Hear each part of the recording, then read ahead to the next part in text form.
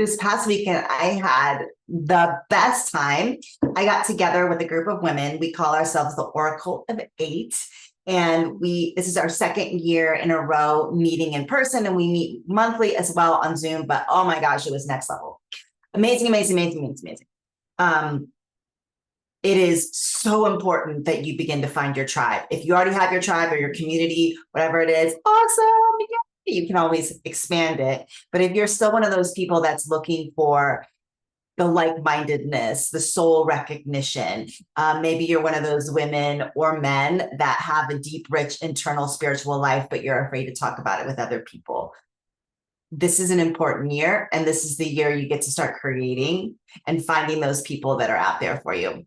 So what I wanted to share with you really quickly is, so one of my best friends was there. Actually, two of my best friends were there. We have another subgroup. So there's all these little groups within groups. But anyway, and she got upset with me about something. I'm not going to go into the details about it. And it's a pattern that I have in relationship that is not conscious, but it's a pattern that I can show up in friendship with. And I did it even to my husband too, when we were dating, and it's around intimacy and time.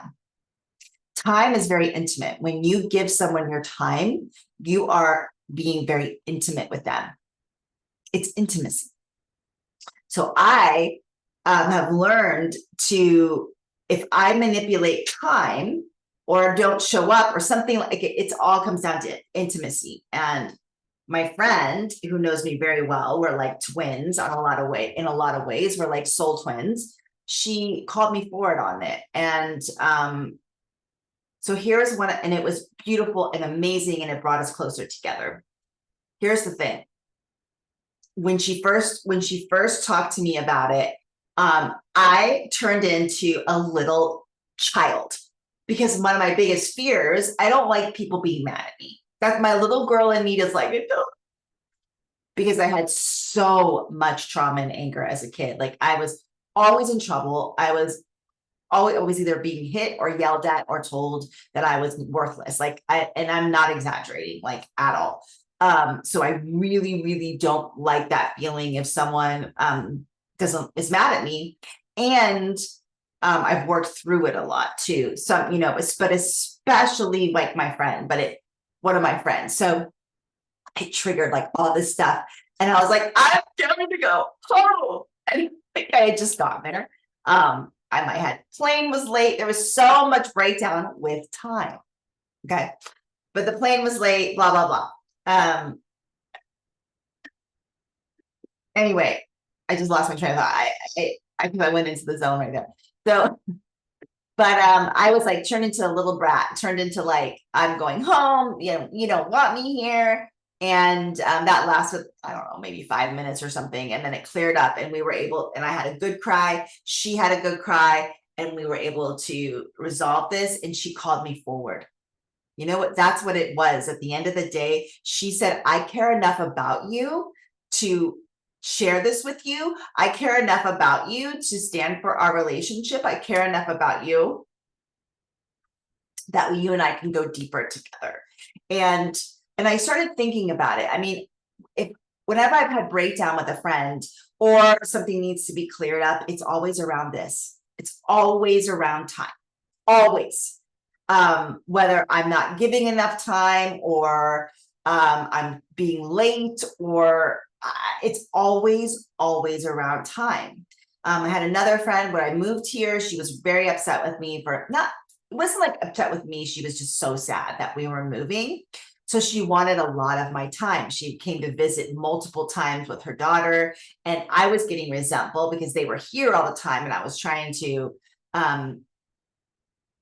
just acclimate to living into a new place. We moved from San Francisco to Arizona, and it takes a lot of energy and acclimation to move. I wanted them here, but then so again, it was all around time. And so we had this breakdown. Now we're like, so that was like 3 years ago where we had the breakdown. I'm going to fix my blind. So my point in sharing all this with you is We all get to have people in our lives that hold us high and are willing to have the uncomfortable conversations. As the world is getting increasingly uncomfortable on the outside, we all know it, we can all feel it. The energies are shifting. I actually did a channeled message from the Octorians yesterday that I was going to send to you. It was all about this, but I'm going to wait on it. The timing, I will send it, but they talk about the energetic times that we are in and how we are needing to step up. It's really, really good. So as what's going on the outside is shifting rapidly, and it's not going to slow down anytime soon. These shifts, there's going to be good shifts, there's going to be not so good shifts, there's going to be chaos, there's a spiritual war going on, all those things. So because we can't control what's going on the outside, what we can control is the people that we choose to have in our lives. We can make an effort to start developing and creating community. If you feel lonely, especially spiritually, what is holding you back from beginning to look for that community? And you're like, well, I've looked, but I just haven't found them. It's like dating, right? Then just keep looking, keep trying things out. Because if it wasn't for my soul sisters, and my guides, you're never alone with the guides. The guides are always there. God is always there with you, always, always, and then forever. Your spirit guides are as well. But the people in a body, we all need that. We all need that. We can convince ourselves that I'm an introvert, or I don't really like to be around people, or nobody gets me. That may all be true, a part of it.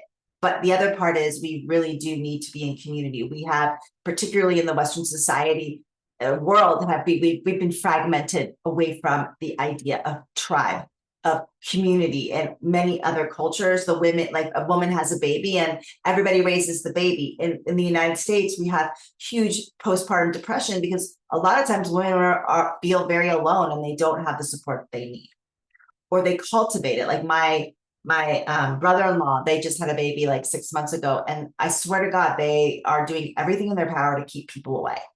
And we're just all honoring it. It's been like 6-7 months. I don't know, it's a whole thing, but I'm just watching it going, girl, one of these days you are going to need help. You cannot do this by yourself. You may be able to physically do it, but it's so like, we need community. We are herd animals. We are herd animals. And there's so many different iterations of energy in herd, right? Like your herd's going to look maybe different from my herd, but we get to be in a herd.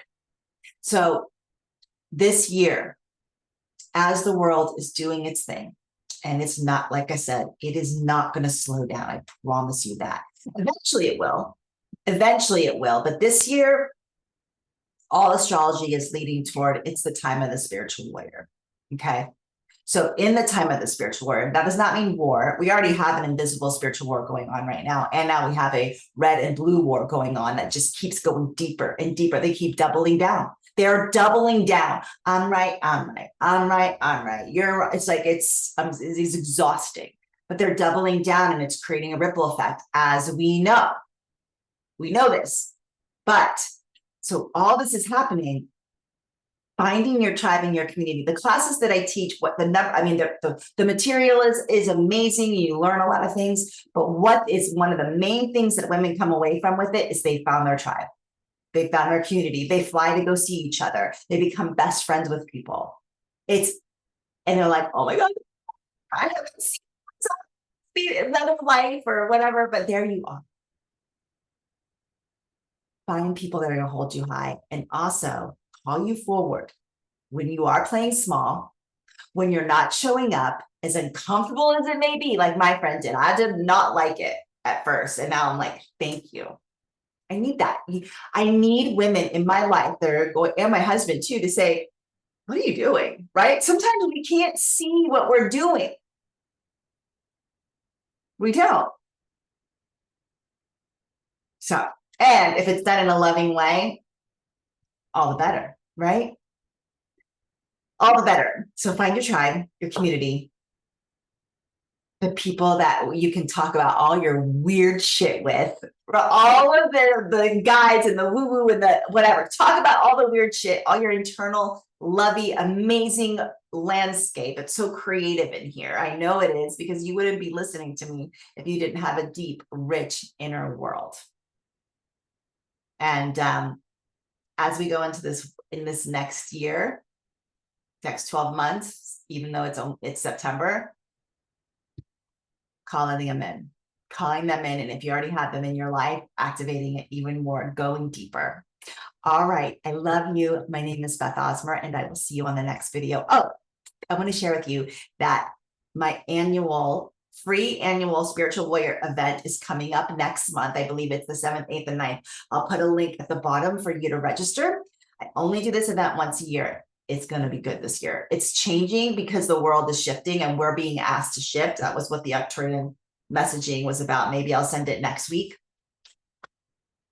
It's a different game right now, which means that you're going to be required to show up in a different way.